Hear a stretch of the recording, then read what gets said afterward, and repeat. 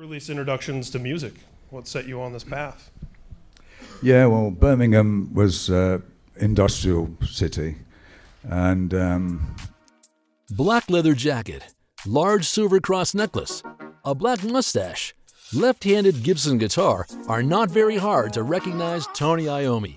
He is a British guitarist. He was the lead guitarist, co-founder, and leader of the heavy metal band Black Sabbath, and was the band's primary composer and sole continuous member for nearly 5 decades.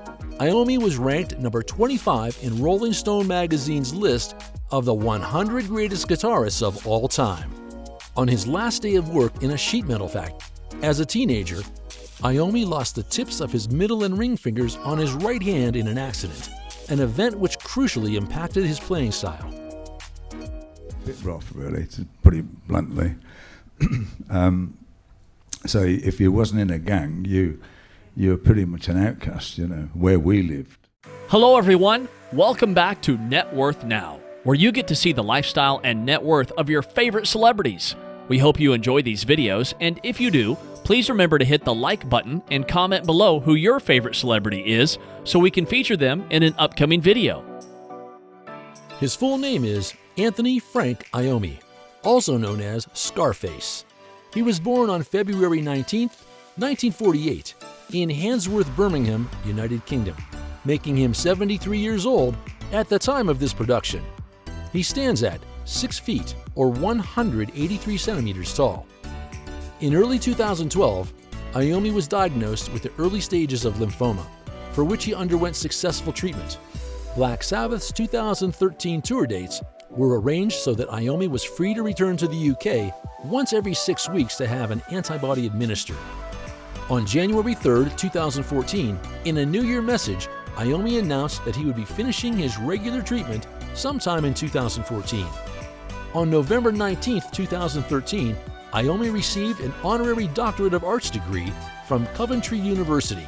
The honorary degree came in recognition of his contribution to the world of popular music and recognized his role as one of the founding fathers of heavy metal music and his status as one of the industry's most influential figures.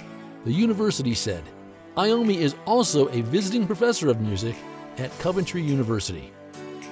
In late 1973, Iommi married Susan Snowden, to whom he had been introduced by Black Sabbath's then-manager, Patrick Meehan. Led Zeppelin drummer John Bonham was Iommi's best man for the ceremony. The marriage lasted for 3 years. Iommi then married American model Melinda Diaz in 1980. They had a daughter, Toni Marie Iommi, in 1983, who was the vocalist on the now-defunct band Luna Mile. Iommi divorced Melinda in the mid-1980s. When Toni Marie was 12 years old, Iommi won custody of her after she was placed in foster care.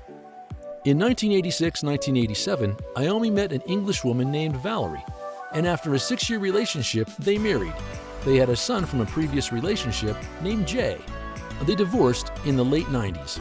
In 2005, Iommi married Maria Sjöholm, formerly vocalist for the Swedish alternative metal band Drain STH. They met around 1998 when Tony was working on music for Drain STH. After a year of talking on the phone, in 1999, Maria relocated to England and moved into Tony's home. On August 19, 2005, without telling anyone, Maria and Tony married at the Sunset Marquis Hotel. During the mid-1980s, Iommi was briefly engaged to rock musician Lita Ford, formerly of the Runaways. But I think when we got involved with music, that sort of got us out of that idea of being in a gang. Iommi was the only child of Sylvia Marie Iommi and Anthony Frank Iommi. The family was Catholic, though they rarely attended Mass. Born and raised in Handsworth, Birmingham, Iommi attended Birchfield Road School, where future bandmate Ozzy Osbourne was also a student, 1 year behind him. At age 8 or 9, while being chased by another boy, Iommi fell and badly cut his upper lip. As a result, he gained the nickname Scarface, which made him more self-conscious of the scar, so he eventually grew his trademark mustache as a means of covering it. At about age 10, Iommi began working out and learned judo, karate, and later boxing as a means of protecting himself from the local gangs which congregated in his neighborhood. He envisioned a future as a bouncer in a nightclub. Iommi initially wanted to play the drums, but due to the excessive noise, he chose the guitar instead as a teenager, after being inspired by the likes of Hank Marvin and the Shadows. He has always played the guitar left-handed. After completing school, Iommi worked briefly as a plumber, and later in a factory manufacturing rings. He stated that he worked in a music store at one point, but quit after being falsely accused of stealing. Iommi had played in several blues rock bands, one of the earliest of which was the Rockin' Chevrolets from 1964 to 1965. The band had regular bookings. Iommi later joined the Birds and Bees, and when they finally offered work in Germany, Iommi decided to leave his factory job to take up the opportunity. From 1966 to 1967, Iommi played in a band named The Rest. In The Rest, Iommi first met future Black Sabbath drummer Bill Ward, who played drums and sang in the band. From January until July 1968, Iommi was a guitarist in Mythology, with Ward joining a month later in mid-February. In August 1968, at the same time as the breakup of Mythology, another Birmingham band called Rare Breed also broke up. Vocalist Ozzy Osbourne joined with Iommi and Ward after the duo responded to an advert in a local music shop proclaiming, "Ozzy Zig requires gig," has own PA. Iommi, Butler, Ward, and Osbourne renamed the band Earth in September 1968. The same month, Iommi briefly departed to join Jethro Tull. However, after only 2 performances, Iommi was back with Earth in November 1968. In August 1969, after being confused with another group named Earth, who had minor success in England, the group renamed themselves Black Sabbath. His factory accident affected the Black Sabbath sound. Iommi had detuned his guitar by 1971's Master of Reality album, lowering string tension and easing the pain to his fingertips. Black Sabbath bassist Geezer Butler did the same to match Iommi. Sabbath was among the first bands to detune, and the technique became a mainstay of heavy metal music. Iommi combined blues-like guitar solos with dark minor key riffing with a revolutionary high gain, heavily distorted tone with his use of power chords and modified treble boosting effect pedal, and a Gibson SG. By the late 1970s, Black Sabbath was suffering from substance abuse, managerial problems, and touring exhaustion. In addition, the band's slow blues-driven riffs were seen by some as outmoded against the rising generation of metal bands such as Judas Priest and Motorhead.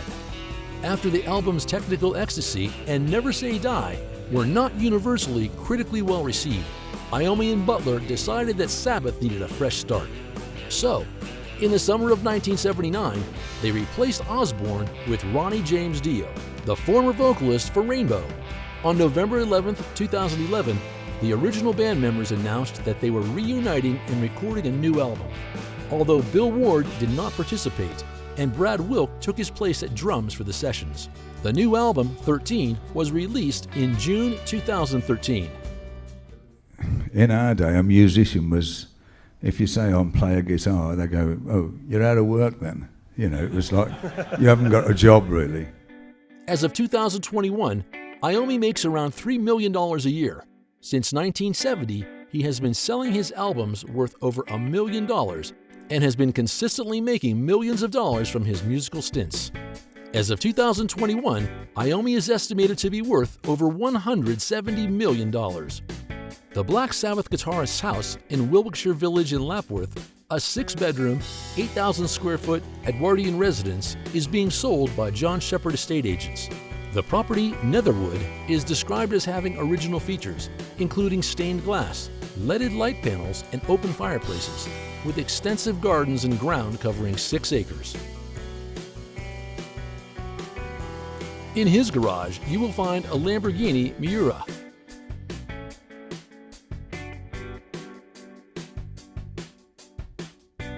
a Mercedes-Benz,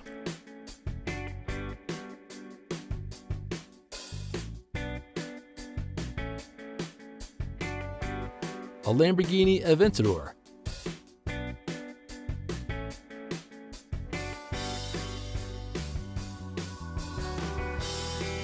and a Lamborghini Urus.